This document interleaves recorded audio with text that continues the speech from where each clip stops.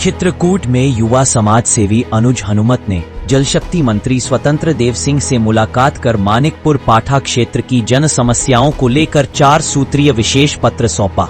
अनुज हनुमत ने मंत्री से मानिकपुर क्षेत्र में हुए जल जीवन मिशन के कार्यों की उच्च स्तरीय जांच की मांग की। उन्होंने भरोसा, छेरिया, फेला और जडेरा सहित कई बांधों में हो रही सीपेज की समस्या को भी उठाया। इसके साथ ही किसानों की सिंचाई के लिए बरदहा नदी पर बांध बनाए जाने की मांग रखी। जल शक्ति मंत्री ने मौके पर मौजूद अधिकारियों से रिपोर्ट तलब की और समस्याओं पर कार्रवाई का आश्वासन दिया।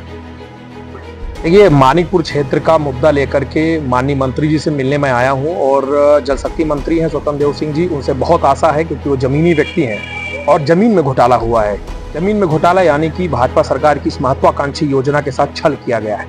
छल योजना बनाने वालों ने नहीं किया, योजना को इम्प्लीमेंट कराने वाले लोगों ने किया है।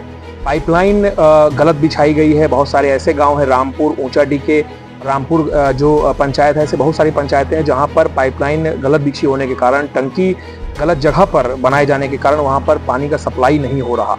ऊंचाडी पंचायत में गढ़वा एक मजरा पड़ता है जहां पे कई महीने हो गए हैं पाइपलाइन बिछाए हुए, लेकिन आज तक वहां पानी की एक बूंद नहीं आई। ऐसे ग्रामीण इलाके हैं जहां पर आप देखेंगे तो आपको सच नजर आएगा। और दूसरा सच ये है कि पाइपलाइन बिछाने में कंपनी ने भारी घोटाला किया है। जो अप्रशिक्षित लोग थे, अप्रशिक्षित लोगों को यहाँ पर कंपनी ने काम दिया है और लोग लखपति करोड़पति हो गए। कुछ लोगों ने अपने घरों को सजा लिया। तो मेरी माननीय मंत्री जी से ये निवेदन मेरा रहेगा कि वो जांच कराएं और अपनी ही सरकार में हुए इस घोटाले को खोलें, क्योंकि जिम्मेदारी आपकी है। क्योंकि जब ये सच बाहर आएगा जमीन फाड़ कर, तो ये पाइपलाइनें जो गला है भारतीय जनता पार्टी का, उसके लिए खरास का काम करेगा। इसलिए मैं चाहता हूं कि पाइपलाइन की जांच हो, इस योजना की जांच हो और लखनऊ में बैठकर जिस तरीके से टंकियां बनाई गई हैं गांव-गांव, उनका भी यहां पर जांच किया जाए। सच मानिकपुर के कुछ स्थानीय लोग हैं जो एलएनटी में लगातार काम कर रहे हैं और मानिकपुर में काम कर रहे हैं, वो ठेकेदारी भी वहाँ कर रहे हैं और ऐसे में अगर पानी नहीं पहुँच रहा है, क्या कहेंगे? देखिए, स्थानीय लोगों ने भारी भ्रष्टाचार किया है। मौके पे चौका मारा है लोगों ने, चाहे वो राजापुर हो या मानिकपुर हो। स्थानीय लोग जो कंपनियों से जुड़े हैं, जो संविदा पर हैं, उनकी कड़ी जांच कराने लायक।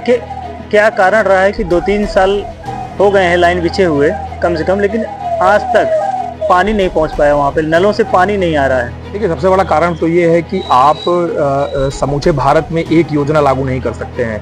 यहाँ पर फीट आप दूर जाएंगे या थोड़ी दूर जाएंगे तो जो धरातल का जलस्तर है वो बदलता है। ऐसे में आपको ये देखना पड़ेगा कि आप गुंता बांध से पाठा को पानी देने की सोच रहे हैं और उसमें भी पाइपलाइन बिछाने में भ्रष्टाचार, टंकी बनाने में भ्रष्टाचार किया गया है।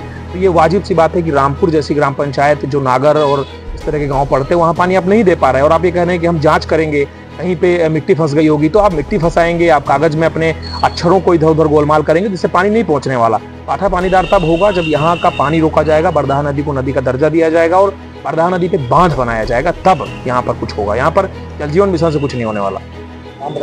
अनुज हनुमत। देश विदेश की तमाम खबरों के लिए सब्सक्राइब करें NKP न्यूज। जीत सच की।